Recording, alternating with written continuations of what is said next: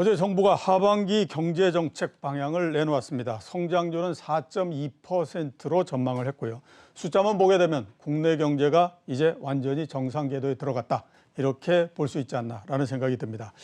경제에 대한 자신감이 높아진 때문인지 한국은행이 연내 금리 인상을 명확히 했고요. 이는 다른 신흥국들도 비슷한 사정입니다. 하반기 경제에 대해서 알아보도록 하겠습니다. 최영호 현대경제연구원 고문 나오셨습니다. 안녕하십니까? 네, 반갑습니다. 어제 하반기 경제정책 발표를 했는데요. 네. 표가 두 개입니다. 하나는 완전한 경기회복, 두 번째는 선도형 경제, 이렇게 내놨습니다. 어제 보시면서 어떻습니까? 그 앞에 더 큰 얘기가 있었죠. 더 빠르고 강한 회복을 해서 민생 경제의 신속한 회복이었는데 함께하는 포용적인 그런 회복이 돼야 된다는 전제하에 지금 말씀하신 두 가지 완전한 경제 회복과 그다음에 선도형 경제의 구조 재원 이게 나왔고요. 그러다 보니까 이제 5대 집중 지원 분야가 생겼어요. 예. 내수를 보강하고 격차 완화하고 기업 활력 제고하고 고용을 복원하고 그다음에 청년을 지원한다 등등이 하는데 다른 부분들은 어떤 사회 안전망 측에서 이제 제기된 문제고 어저께 눈길을 끈 거는 반도체 배터리 백신에 대해서 예. 국가 전략 기술로 지정을 해서 7월 말에 특별법을 제정하겠다. 예. 예, 그래서 이게 인센티브를 집중 보강을 한다. 그리고 해운, 조선, 자동차 등 산업별에 대해서도 앞으로 계속 연속적으로 선별적인 도약 지원 방안을 얘기를 하겠다. 그러는 중에 이런 것들을 전체 포함해서 7월 중에 뉴딜, 한국형 뉴딜 진화 계획 발표 대회를 하겠다. 예. 등등 해서 이제 중간 점검을 하는 부분들이 이제 생겼어요. 그래서 이런 특별법이라든가 그다음에 산업별로 이제 크게 아니고 산업별로 계속 나오는 부분들에 대해서 도약 지원 부분을 순차적으로 발표하는 시리즈를 가는 부분들이 어저께 눈에 띄었었습니다. 예. 반도체, 배터리, 백신, 네. 특별법을 제정한다. 네. 예. 그리고 7월 말까지. 7월 말까지. 예. 예. 그리고 생각해봤더니 앞에서 말씀하셨던 그 뉴딜, 맞아. 네. 그게 1년 전인가 그때 많이 얘기됐지. 이런 얘기 생각이 좀 듭니다. 제가 그래서 자료를 찾아보면서 이제 2018년부터 자료를 이렇게 찾아보니까요. 참 죄송한 얘기인데만 2018년도 하반기 경제 운영 방향하고 거의 비슷하더라고요. 예. 네, 그때도 사실은 굉장히 이제 경제 동력이 떨어지고 있는 부분들이 있어서 하는데 그러면서 이제 아까 말씀하신 대로 목표치 4.2로 했는데요. 기억나시죠? 2019년도부터는 우리 경제 성장률 목표를 레인지로 줬었잖아요. 예, 그렇죠. 2.4에서 2.5 그리고 작년이나 특수경인데 예. 올해는 콕 찍어서 이렇게 4.2로 이제 한 게. 글쎄 말입니다. 이게 3.2에서 4.2로 가장 어떻게 생각하면 어제 이 언론이나 이런 데서 그렇죠. 타이틀 빼기야 가장 좋았던 형태인 것 같아요. 근데 아니 4.2% 그러면 굉장히 잘하는 거 아니에요. 예. 근데 추경은 왜 하죠? 경제가 돈이 남아서. 알고 보면 우리나라 그 재정 준칙에 따라서 먼저 빚을 갚도록 돼 있는데 지금 추경을 해서 더 이것을 한다. 그리고 이제 숫자들을 보면요, 과연 이게 맞는 숫자인지 잘 모르겠어요. 물가 상승률 1.8%로 얘기했거든요. 예. 그러면 우리가 명목 성장률에서 물가 상승률 빼야 실질 성장률 우리가 얘기하는 게 이제 나오는데 물가 상승률이 1.8%라고 분명히 얘기한 것 같은데 또 그러면서 명목 성장률은 5.6%라고 그랬어요. 빼보니까 3% 후반대가 나오네요. 3.8%. 그래서 이 숫자가 좀 저한테는 좀 예. 와닿지 않는 숫자가 예. 지금 나왔고요. 이렇게 되면은 진짜 명목 성장률이 6%대까지는 해줘야 예. 이게 되는 거거든요. 예. 야, 6%대. 중국이 계속 6%대 했잖아요. 그렇죠. 그렇게 지금 우리가 성장할 수 있는 여력이 있느냐. 예. 그럼 1분기 성장률을 우리가 1분기가 사실은 경제 성장의 어떤 굉장히 방향타를 주는데 당시 보면은 이제 우리가 1.7% 수정출에서 1.7% 이제 상승하면서 굉장히 이제 좋았어요. 근데 그때 보시면 사실 지금 수출이 좋고 투자가 좋아서 한다 그러지만 당시에 순수출은 마이너스 0.3이었잖아요. 예, 그렇죠. 수출이 굉장히 많이 늡니다. 그래서 지금 예상이 18% 정도 되는데 수입은 22.4%가 느는 걸로 돼 있어요. 예. 그래서 숫자들이 조금 어떤 식으로 제가 이제 로 데이터를 보면서 분석을 좀 해보고 싶은 부분들이 있는데요. 거기다가 이제 민간 소비가 1.2%로 올라왔는데 전체적으로 보면 지금 소비가 2.8%까지 올라가줘야 돼요. 예. 지금 쓰는 거 2배 써야 됩니다. 예. 그래서 이게 그래서 지금 돈이 세수가 훨씬 더 많이 거쳐서 돈이 남았기 때문에 더 그래서 쓰시라고? 지금 추경을 해서 하겠다라는 거 네, 아니겠습니까? 이게 이제 근데 모든 숫자는 추경이 반영이 반영이 된 된, 숫자이기 때문에 뭐 그렇게 이해는 됩니다만 어쨌든 간에 이제 내수 기여도가 1분기 때는 마이너스 0.5에서 예. 1.9까지 올라갔는데 이게 2.8까지 거의 2배 가까운 숫자로 지금 올라가줘야 되고요. 예. 순수출이 플러스로 돌아서야 되는데 예. 지금까지 뭐 우리 이제 경제를 이렇게 이 수출을 많이 하려고 그러면요. 수입도 많이 해야 돼요. 예, 그렇죠. 이게 갑자기 이게 전환이 안 됩니다. 그래서 지금 보면은 이 부분도 조금 문제가 되는 것 같고요. 작년도에 사실 수출이요. 마이너스 20%였잖아요. 예, 그렇죠. 그러면 지금의 이런 속도를 내면요. 지금 40%대들을 계속 찍어줘야 되는데 예. 요번 달에는 40% 찍었어요. 예. 그렇지만 이게 전달이라든가 이런 부분들이 뭐 40%는 못 미쳤고 이게 7, 8월에 가느냐? 절대 7, 8월에는 앞으로는 계속해서 낮아질 가능성이 굉장히 높다라고 그렇죠. 봐야 되지 않습니까? 그래서 40%대의 지금 수출 증가율을 전년 대비를 해서 가져야 되는데 이 부분도 조금 미심쩍은 부분. 그래서 추경을 하려는가 싶은 마음이 큽니다. 계속 말씀하셨던 것처럼 어차피 예상한 만큼 되느냐 안 되느냐 하는 거는 내수가 얼마만큼 크게 증가하느냐 하는 부분인데 네. 그렇게 생각해 보면 추경을 통해 가지고 아무튼 내수를 좀 부양을 해보자. 뭐 이 의지가 굉장히 큰 거 근데 이제 아닌가? 이게 거꾸로 생각하면 이렇게 경제가 4%대 5%대 이 좋은 경제인데 예. 추경을 왜 할까?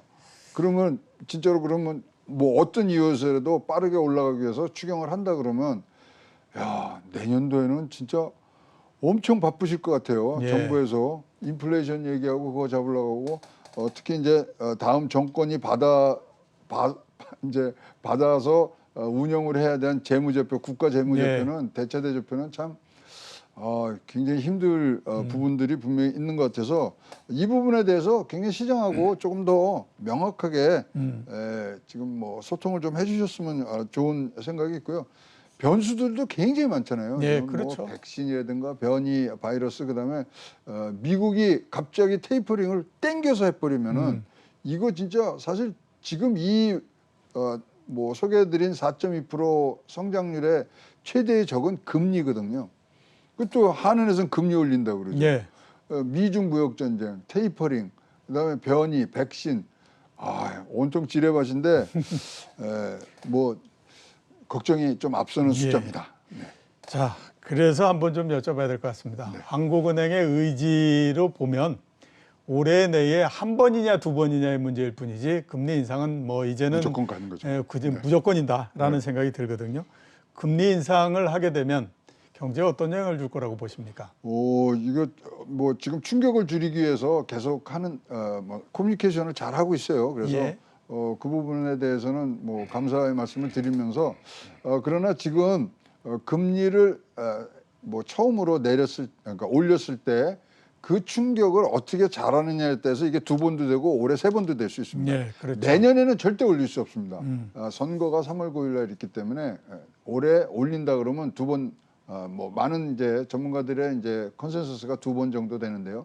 자, 금리를 올리는 순간 한 개 가정의 이 피해는 굉장히 지금 뭐 우리가 상상을 초월할 수도 있습니다. 지금 이 모든 것이 이런 회복되는 과정에서 지금 불균형 얘기가 굉장히 많이 나오거든요. 그렇죠. 뭐 잘하는 데는 빨리 되고 그러는데 거기에 사실 또 직격탄을 뭐 얹을 수가 있고요. 지금 뭐 채무가 216%까지 지금 올라가 있는 상태이기 때문에 그러니까 우리 민간 신용 부분들의 GDP 대비가 216%인데요. 거기에 대해서는 지금 보고서들이 많이 나왔어요. 예. 만약에 뭐가 잘못된다면 내년도 그러니까 부채발의 어떤 경제 이상이 잇따르면 내년도 경제 성장률뿐만 아니라 올해 경제 성장률이 마이너스 0.75까지 지금 내려갈 수 있는 상황이 있고요. 최악의 경우는 내년에 2.2% 마이너스 역성장을 할 수 있는 게 부채발 경제 위기가 왔을 때 지금 시나리오라고 뭐 많은 보고서들이 지금 얘기를 하고 있기 때문에 이 부분은 어떻게 관리를 했느냐. 그럼 우리 같이 이제 뭐 기축통화국이 아닌 데는 일단 이렇게 위기가 오면은 쓸 수 있는 무기라는 건 딱 하나거든요. 그렇죠. 금리 예. 내리는 거거든요. 예. 그러니까 지금 빨리 금리를 올려놓는 것도 선제적인 뭐 위기 대응 차원에서는 나쁜 것은 아니다. 예. 이렇게 좀 보여집니다. 나쁜 것은 아니다. 네. 그런 생각이 여러 군데에 있어서 그런지 모르겠지만 신흥국에서는 최근에 금리를 인상하는 것이 거의 러시입니다. 자, 그 연초에 브라질, 러시아, 터키 그렇죠. 했었고요. 지금 또 멕시코, 체코도 있고 브라질은 또 금리도 인상했고. 근데 이게 앞으로 계속해서 더 많은 나라들이 참가하지 않을까라는 생각이 들거든요. 신흥국 금리 인상에 대해서는 어떻게 지금 보십니까? 지금 브라질 3번 했어요. 예. 그다음에 저 러시아도 지금 3번 했고. 그리고 여기는 올릴 때 0.25 안 올리더라고요. 0.5. 그러니까 아까 말씀드린 기준금리 안 올려놓으면은 위기상 지금 분명히 예측을 하고 있는 상황에 예. 거기에 대해서 지금 신흥국은 쓸 수 있는 수단이 아무것도 없거든요. 예. 그러니까 지금 올려놓는 부분도 있고 두 번째 이제 경기들이 이제 회복세에 들어가다 보니까 외국 자본들이 이제 바깥으로 와서 달러가 세대 그럼 달러로 가고 뭐 등등 외국 자본의 유출을 막는 데는 금리 인상하는 게 제일 효과적입니다. 그래서 예. 지금 저 거기 소개해 주신 대로 하면 말레이시아, 인도, 필리핀, 남아공이 이제 들어갈 것 같은데 예. 모든은 뭐 좀 말한다면 많은 이 기관 보고서를 보면 아시아에서 금리를 올릴 첫 번째 나라 한국으로 찍고 예. 있습니다. 그래서 한국이 그만큼 뭐 이면에는 한국이 그만큼 이제 경제 성장률이 좋다는 것도 한 반증이 될 수 있습니다만은 이 부분들이 이제 우리가 변수로 생각하지 마시고 상수로 가셔야 되고요. 예.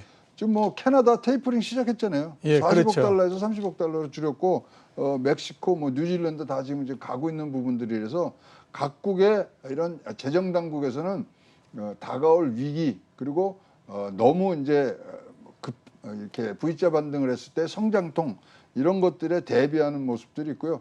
우리나라도 그런 측에서 한은의 이런 연내 금리 인상도 우리가 그런 시각에서 바라보는 것이 훨씬 더 좋다고 생각을 합니다. 예, 그렇게 보면 세계가 둘로 쪼개지네요.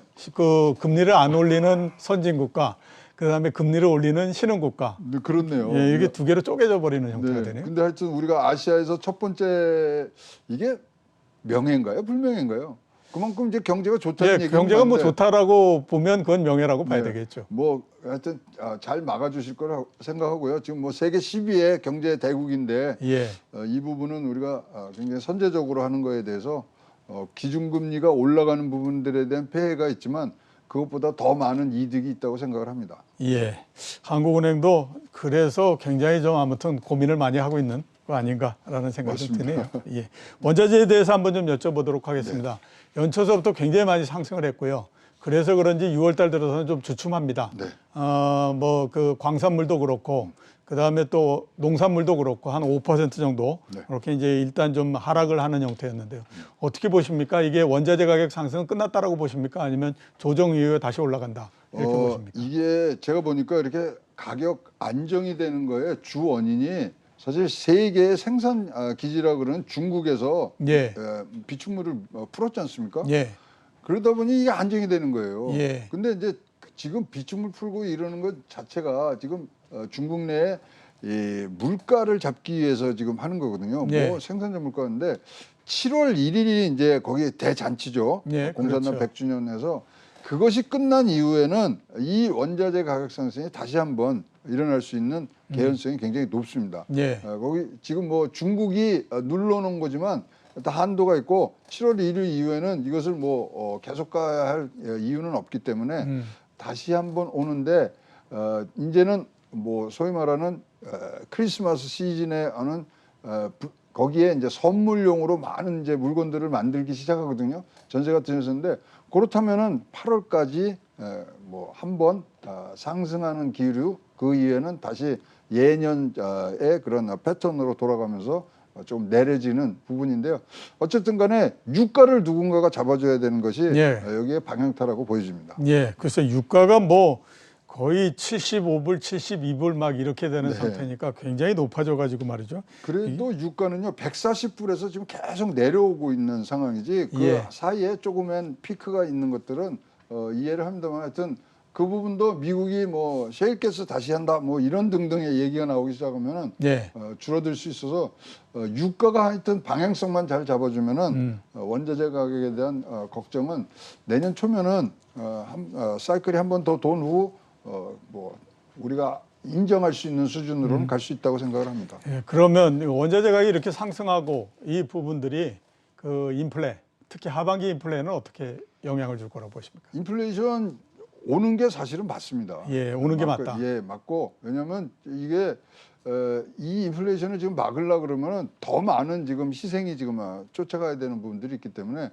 오는데 이것을 뭐 일시적이다, 뭐 장기적이다 이런 측면에서 보는 게 아니라 거기에 걸맞는 산업 구조를 갖고 가는 모습들을 계속 해줘야 됩니다. 예. 그래서 우리나라는 특히 인플레이션에 취약한 게 우리 생산성이 굉장히 낮거든요. 예. 그래서 총요소 생산성이라든가 이런 부분들 그래서 요번에 이제 나온 것들이 뭐 국가 전략 기술이라든가 국가 대전환 이런 부분들이 사실은 저한테는 와서 닿는 게 여기에 돈을 써야 됩니다. 예. 소비 진작은 한계가 있고요. 이런 것들로 했을 때 잡아낼 수 있는 게 인플레이션이고 장기적인 지속 성장이 가능한 국가를 운영하는 방향의 하나라고 보여집니다. 예, 경제적 구조 변화에 돈을 써야 된다. 네. 예, 알겠습니다.